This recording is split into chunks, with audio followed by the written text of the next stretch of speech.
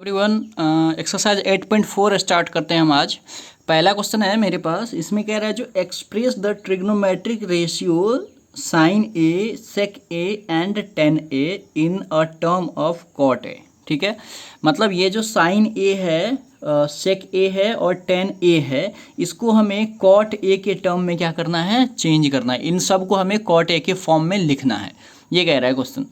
तो देखो, इस चैप्टर को स्टार्ट करने से, इस एक्सरसाइज को स्टार्ट करने से पहले मैंने आपको इंट्रोडक्शन का वीडियो बताया था, जिसमें आपको मैंने बताया था ये तीन आइडेंटिटीज़ के बारे में। देखो, ये पहला है आपका sine square theta plus cos square theta equal to 1, और इसी से मैंने ये सारा फॉर्मूला खुद से ही बना लिया। ठीक है, तो इससे आप भी कर लो। तो ये मेन है, जो आप ये पहला आइडेंटिटीज आप याद कर लो, sine square theta plus cos square theta equal to 1। दूसरा है 1 plus tan square A equal to sec square A. ठीक है, और तीसरा है cot square A plus 1 equal to cosec square A. ठीक है, और यहीं से ये और सारा जो फॉर्मूला है यहीं से बन जाए। तो मेन ये है जी, ये तीनों आइडेंटिटीज जो है ये आपको आना चाहिए। इन्हीं तीनों पे बेस्ड जो है आपका ये पूरा 8.4 का जो भी सवाल है सब इसी पे है। लेकिन आज जो हम सॉल्व करेंगे ये पहला क्वेश्चन, तो इस पहला क्वेश्चन को जो है आप दो तरीके से बना सकते हो। ठीक है, तो मैं इसमें जो एक आसान तरीका है मैं वो तरीका आपको बताऊंगा। इसमें जो है आप इन तीनों को फॉर्मूला पे भी पुट करके आप जो है कॉट ए के फॉर्म में चेंज कर सकते हो। लेकिन करना क्या है, फॉर्मूला में प्रॉब्लम क्या होगा, जो आप फॉर्मूला भूल सकते हो या फिर आपको हो सकता है कभी दिमाग से निकल जाए, तो आप फिर उसे बनाने में प्रॉब्लम होगी। दैट्स वाई मैं जो अभी मेथड आपको बताऊंगा वो बहुत ही सिंपल है, और उसमें कोई फॉर्मूला लर्न करने की आपको ज़रूरत नहीं पड़ेगी। ठीक है, तो मैं क्या करता हूँ, इसको सबसे पहले मैं क्या करता हूँ, एक ट्रायंगल बना लेता हूँ। देखो, आप ध्यान से देखना इस मेथड को, सिंपल सा क्वेश्चन है। देखो, मैंने एक ट्रायंगल बना लिया। ठीक है, ये हो गया ए, ये हो गया बी और ये हो गया सी। ठीक है, अब इसमें कह रहा है जो sine A sec A and tan A को हमें कॉट ए के फॉर्म में चेंज करना है। तो यहाँ से मैं शुरू करता हूँ, आपको किस फॉर्म में चेंज करना है, कॉट ए के। तो जिस फॉर्म में चेंज करना वो मैंने यहाँ पर लिख दिया। और आपको पता है कॉट ए का फॉर्मूला क्या होता है ना। कॉट ए का फॉर्मूला क्या होता है, ये देखो, पंडित बद्री प्रसाद बहर हर भोले। ये वाला जो है ये टेन थीटा का होता है ऊपर से, और यहाँ नीचे से अगर देखोगे तो कॉट ए, यानी कि बी बाय पी होगा।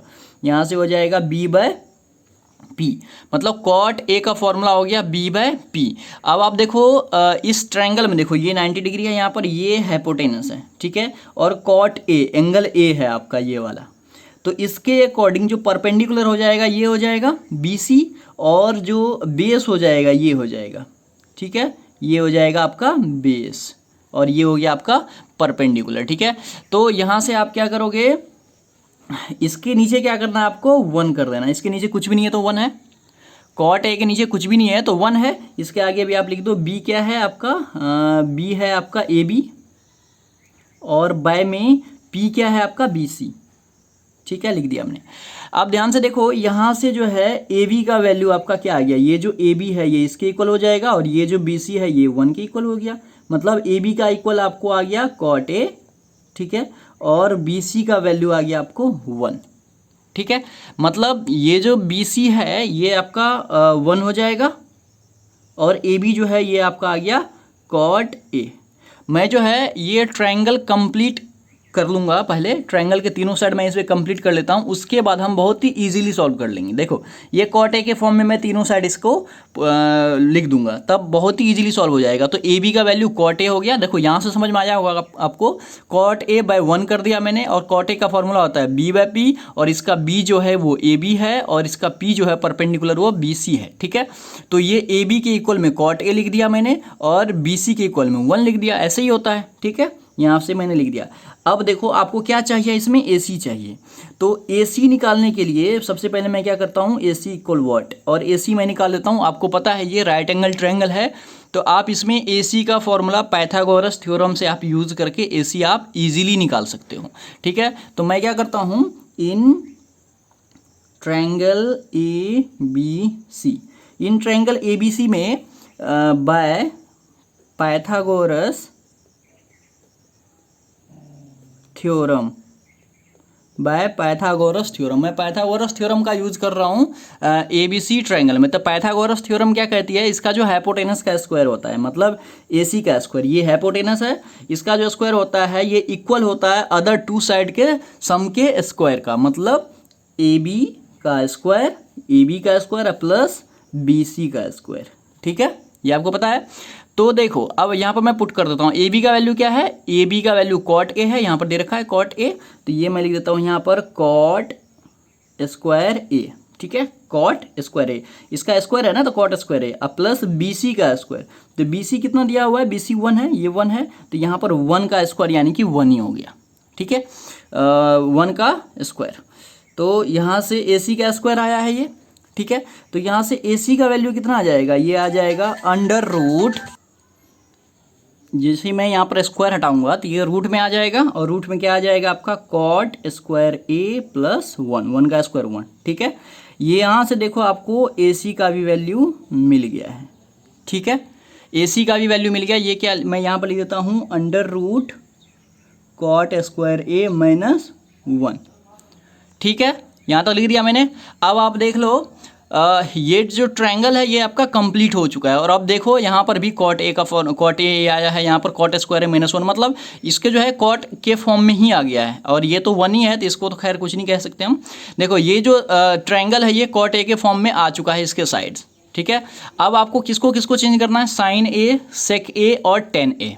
ठीक है, सिंपल सा ये क्वेश्चन है, तो मैं क्या करता हूँ साइन ए लिखता हूँ सबसे पहले।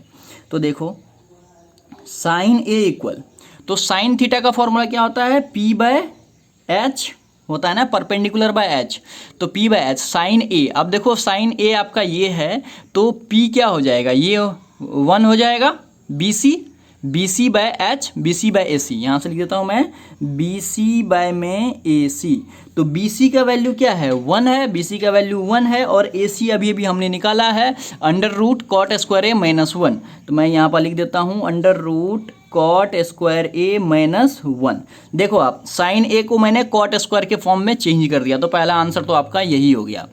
सेकेंड क्या कह रहा है, साइन ए हो गया, अब सेक ए को आपको चेंज करना है, तो मैं यहाँ से सेक ए लिखता हूँ। सेक ए का फॉर्मूला क्या होता है, अगर आपको याद नहीं है तो आप इस फॉर्मूले बैठा दो, पंडित बद्री प्रसाद बै में हर हर भोले। ये होता है साइन थीटा का, ये होता है कॉस थीटा का, और ये होता है टेन थीटा का। यहाँ कॉसेक का हो गया और ये सेक का हो गया, तो यानी कि H/B। तो यहाँ पर सेक ए का फॉर्मूला लिख देता हूँ मैं H/B। अब H क्या है, H तो आपको पता है AC, और देखो ए है ना हमारा, ए एंगल लेके चलना है, तो ए एंगल लेके चलना, तो ये H हो जाएगा, और ये बेस हो जाएगा, और ये परपेंडिकुलर हो जाएगा, तो H/B यानी कि AC/AB। ठीक है, H/B यानी कि AC और बाय में AB हो गया।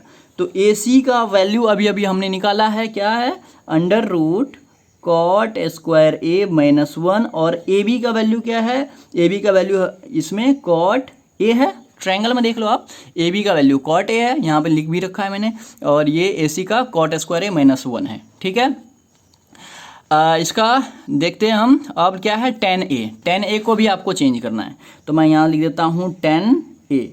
तो टेन ए इक्वल क्या हो जाएगा आपका, टेन ए का फॉर्मूला क्या होता है, P/B, ये होता है ना टेन ए, P/B। तो यहाँ से मैं लिख देता हूँ P/B, और आप देख लो इसमें P क्या है, परपेंडिकुलर क्या है, इसमें परपेंडिकुलर BC है, और P/B है, तो BC/AB हो जाएगा, ये आ जाएगा आपका BC/AB। तो BC/AB, तो BC का वैल्यू कितना है, 1 है, और AB का वैल्यू कितना है, कॉट ए है।